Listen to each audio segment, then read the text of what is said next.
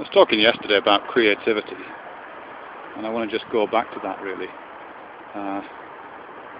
because various things I've been reading or listening to recently seem to be leading me towards a conciliant set of ideas, so I feel I should say something about them to myself. And what I'm thinking about really is to do with the kind of creative cycles, if you like, or the kind of stages that operate within creative processes.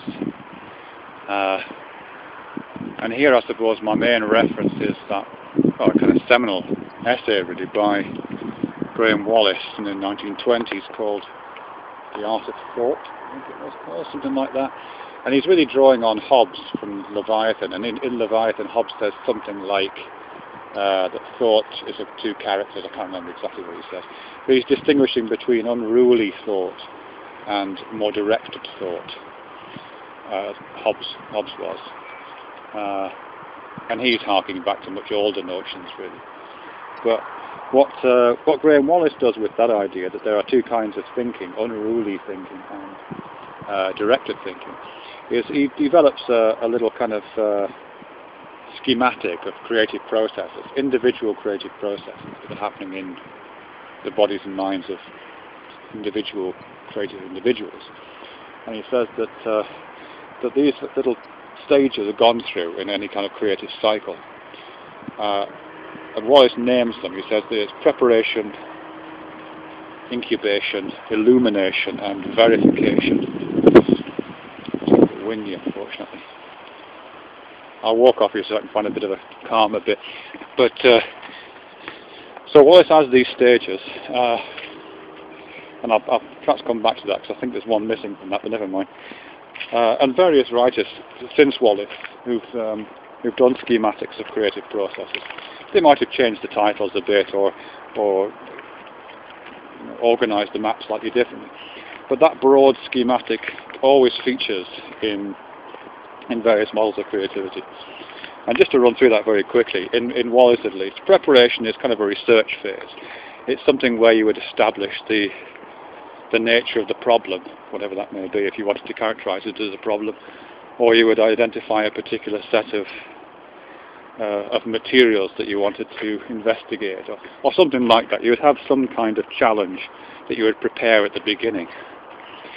And then Wallace says there's a period of incubation, in which, well, the way he describes it, you kind of move away from the problem for a while. You put the problem in the drawer, or you don't think about it. And then he says there's a moment of illumination, when the solution to a problem emerges kind of fully formed onto the stage of your consciousness. And the archetypical moments for that would be something like the Eureka moment in Archimedes, or Kekule's recognition of the benzene ring, something like that. You prepare your mind such that the unconscious processes can do the work and, as I say, present this fully formed solution to the problem to your conscious mind. And then the fourth stage in that process, after preparation, incubation and illumination, is verification, sometimes also replayed out as elaboration, in which you look at the solution, you evaluate it, you use the criteria that you had originally set up when you prepared the problem. You think about how it might be more pragmatically organised, those kinds of things. It's when you do your edits, it's when you do your verification, your kind of peer review process, your picking point. All that kind of stuff would go on. It's a great model. I think it's terribly useful. I've used it with students quite a bit, as long as it's not too dogmatically adhered to. It's great because it reflects different kinds of experiences, I think. Different kinds of psychological states one feels oneself to be in. Different kinds of preparation one might need to engage in order to be able to fulfill the demands of that cycle. Just puts it into some kind of a framework, really. I think there's a couple of things to say about it. The first thing to say about it is what I think is missing from that. And this is the thing that precedes preparation, if you like. It is a very, I guess because of when it was written and who it was written by and who it was written for, there is a sense in which that preparation phase is terribly organised and terribly English in a way, I suppose. It's terribly, how can I put this? Actually, I don't think Graeme Wallas was English, I think he was Scottish. Anyway, never mind. But there's a sense in which that phase is kind of corporate. You know, you identify the problem and then you start addressing it, and that's it. But that's not typically, I think, what does happen at the beginning. And I think it misses out on the kind of wonder that precedes that. And I've spoken about wonder before in kind of a phenomenological sense, that kind of hermeneutic reduction in which one's routine engagement with the world, with the kind of routine habits of engagement that one has with the world are bracketed off, so that you approach the world with a sense of wonder, and that allows other kinds of engagements to present themselves, other kinds of formations to develop, out of which might emerge the recognition of problems, or the recognition of discontinuities, or something like that that could precede that process that I've already mentioned. So I think that's missing from Wallas's model, that some kind of sense prior to the acts of preparation. I think what's also, not exactly missing, but I think what's also experientially present within that model is because the model is very kind of cut and dried, and it does feel like it's, you know, you go through the 4 stages and by the end of it you're finished. That's not really how it works in practice, in my experience, is that you're constantly moving through these different stages at different moments in time. There are very small cycles within cycles, if you like, little epicycles of creativity going on within this larger process, or within all processes. So on a moment-to-moment basis, you may be kind of slipping into, how can I put this? Yeah, kind of slipping into kind of hibernation processes, if you like. And then slipping out of that into moments of illumination, but not one grand eureka type moment or one grand benzene ring type moment, but just a kind of ongoing series of being alive and being awake, small moments of illumination, one after the other. And that's in a very exuberant phase, I think. And I've used the term exuberance before, and for me at least, I think that kind of correlates with that sense of a more persistent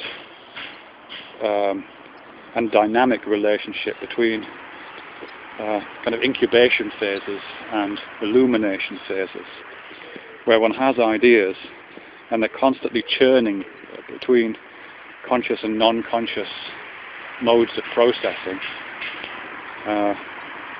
constantly having, these things are constantly coming to consciousness, and that is quite an exuberant feeling. So I think there's a phase in there, or a feeling associated with some parts of that phase, which are perhaps best captured by exuberance. And just to relate that to what I was talking about last time I made a video on this subject, those phases which begin and end Wallas's model, the preparation phase at the beginning and the verification mode at the end, which again can be seen as quite sterile and clinical. These are the point where you check your data, and these are the points where you go to the library and do your research, or whatever it may be. They can come across as quite like that. I don't think they are like that. I think that they are highly charged emotional states in their own right. It's not that you start off as a kind of zombie or as a kind of android, the data from Star Trek, and then you move through a Captain Kirk phase when you're exuberant, and then go back into Mr. Data again at the end. I don't think it's like that. I think it's more that there's different kinds of emotional engagement. And just to develop the metaphor I used the other day, I think the contrast to that kind of emotional engagement that we might think of as exuberance, during that constant shifting from incubation to illumination, the contrast to that, which you find in the preparation and verification stages, is much more, well, I certainly feel it much more as a kind of, as that kind of bracing sense of sharpness, You know, it's less like having a party in Ibiza, and more like you know, standing on a mountaintop and just feeling the cold wind and seeing really clearly where you need to go, and there's a fantastic landscape around you, and you can just see that. You can just see it really clearly. Yeah, I don't think I've really captured that at all, but that's kind of where I'm going with that.